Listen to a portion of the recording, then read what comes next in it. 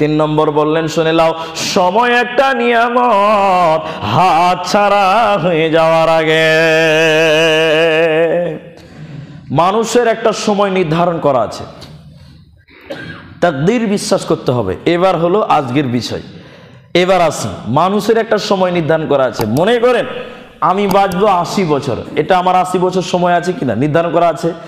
80 বছর থেকে 2020 সালটা কেটে গেল, 80 বছর থেকে 2020 সাল পার হয়ে গেল। এবার বলেন আমার সময় কমলো না বাড়লো? কমলো। এই জন্য একজন বলছে মানুষের বয়স কোনদিন বাড়ে না, মানুষের বয়স কমে। মানুষের বয়স বাড়ে না, মানুষের বয়স কমে। এবার বলেন আপনার জীবনে মূল্যবান একটা বছর পার হয়ে গেল, 2020 সালটা পার হয়ে গেল, আপনি আল্লাহর ইবাদত করলেন কি করলেন না, সময়টা ঠিক কাজে লাগালেন কি লাগালেন না একটা বছর, এই জন্য আপনি চিন্তিত হবেন না খুশি হবেন? চিন্তিত হব। আপনার মূল্যবান একটা বছর সময়টা পার হয়ে গেল, নবীজির সময়টা নিয়ামত তোমার জন্য নির্ধারণ করা আছে, সময়টা কেটে গেল একটা বছর, এই সময়টা তুমি খেলাধুলা আপনার গান বাজনা মাতোয়ারাতে পার করে দিলে, তো তুমি সময়টা ঠিক কাজে লাগাতে পারলে কি পারলে না, এর জন্য তোমাকে চিন্তিত হওয়া উচিত ছিল। তো যখন তোমার 1 জানুয়ারি একটা বছর পার হয়ে গেছে, তখন তুমি বলছো হ্যাপি নিউ ইয়ার। তাহলে তুমি তো মাথা মোটার চেয়ে মাথা মোটা, তোমার তো চিন্তা হওয়া উচিত ছিল। বলছো নতুন বছরের শুভেচ্ছা, তোমার বছরটা ভালো যাক, ভালো কাটুক, হ্যাপি নিউ ইয়ার।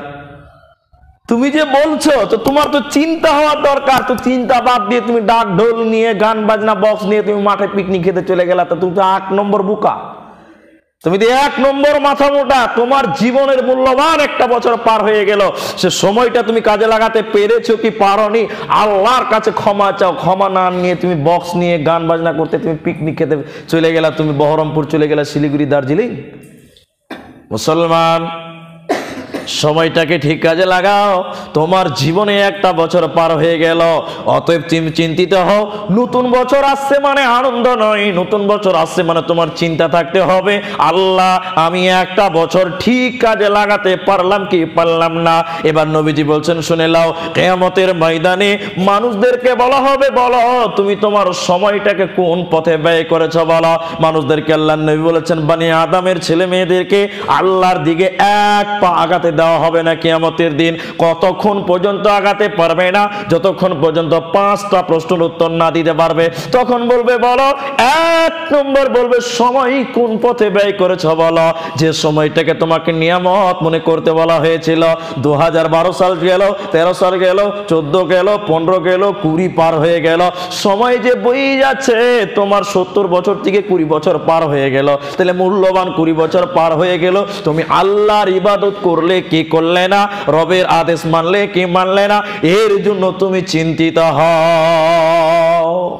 কিন্তু উল্টা উল্টা, আমার জিন্দেগির একটা বছর চলে গেল, 12টা মাস পার হয়ে গেল, আল্লাহ আমি কি করলাম না করলাম একটা বছরে, আমি তো চিন্তিত হওয়া উচিত ছিল।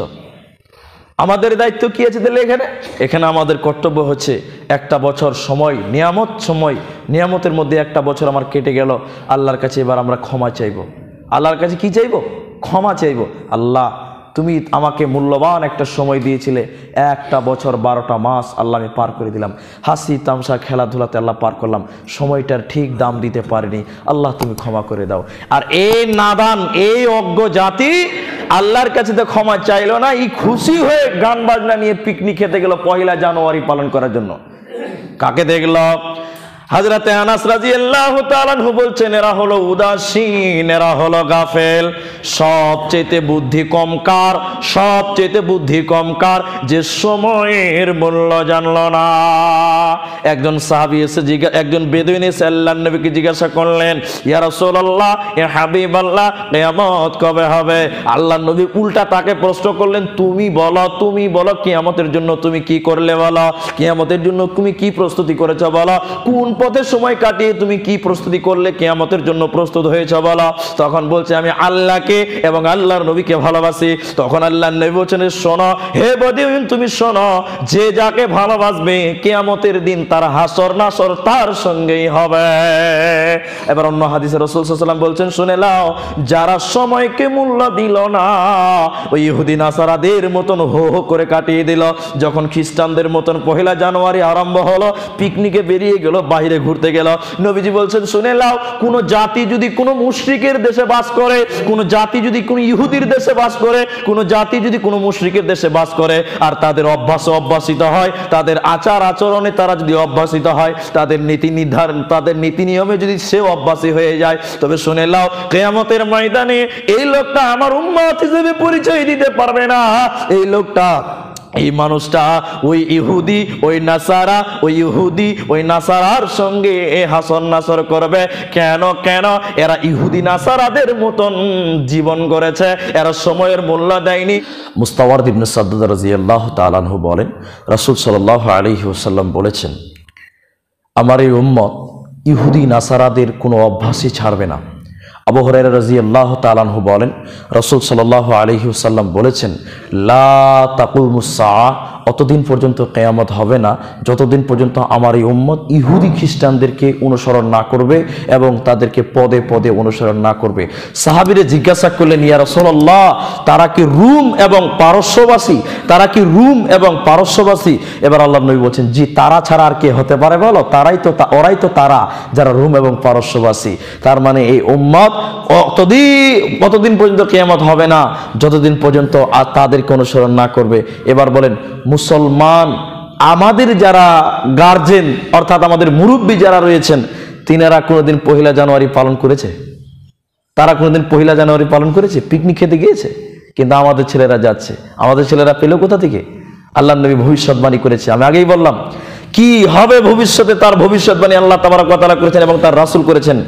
আমাদের ছেলেরা কেন তাইলে এই জিনিসটাকে নিয়ে এত মাতোয়ারা হয়েছে? ফেসবুক বলেন, ইউটিউব বলেন, টুইটার বলেন, আপনার কিনা যত রকম হোয়াটসঅ্যাপ বলেন, যেমনই জানুয়ারি মাস আসছে তখন হ্যাপি নিউ ইয়ার, আর দল বল ধরে পিকনিক খেতে যাচ্ছেন। এইখানকার ছেলেদের কথা বলছি, আমার এখানকার ছেলেদের কথা বলছি।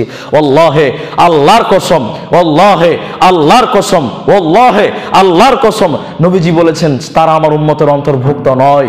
নবীজি বলেছেন তারা আমার উম্মতের অন্তর্ভুক্ত নয়, আর আমিও তাদের অন্তর্ভুক্ত নয়। আল্লাহে আল্লাহর কসম, তারা আমার উম্মতের অন্তর্ভুক্ত নয়। আমি বলছি আমিও তাদের অন্তর্ভুক্ত নয়। আল্লাহ নবী বলেছেন যারা আমার অনুসরণ না করে ওই ইহুদি নাসারাদের অনুসরণ করছে। লাস্টে আরেকটা হাদিস বলে দিচ্ছি, আবু হুরায়রা রাদিয়াল্লাহু তাআলা আনহু বলছেন, এরপরে আবার আবু হুরায়রা বলছেন, লা তাকুমুস সাআ, অতদিন পর্যন্ত কিয়ামত হবে না, অতদিন পর্যন্ত আসমান জমিন ভাঙবে না। কতদিন পর্যন্ত? বলছে যতদিন পর্যন্ত আমার এই উম্মত ওই ইহুদি নাসারাদেরকে পদে পদে অনুসরণ না করবে। আমার এই উম্মত ওই ইহুদি নাসারাদেরকে পদে পদে অনুসরণ করবে। লাস্টে নবীজি কথা বলতে বলতে বলতে বলতে এক পর্যায়ে বলছেন, দেখো আমার দিকে তাকাও। নবীজি বলছে, দেখো আমার দিকে তাকাও। এই ইহুদি নাসারারা যদি সাপের গর্তে যায়, তো আমার উম্মত সাপের গর্তে যে ঢুকে দেখবে যে তারা সাপের গর্তে কি পেয়েছে আমরাও পাবো। বলেন ইসলামের কোন ইতিহাসে আছে যে 1 জানুয়ারি পালন করতে হবে?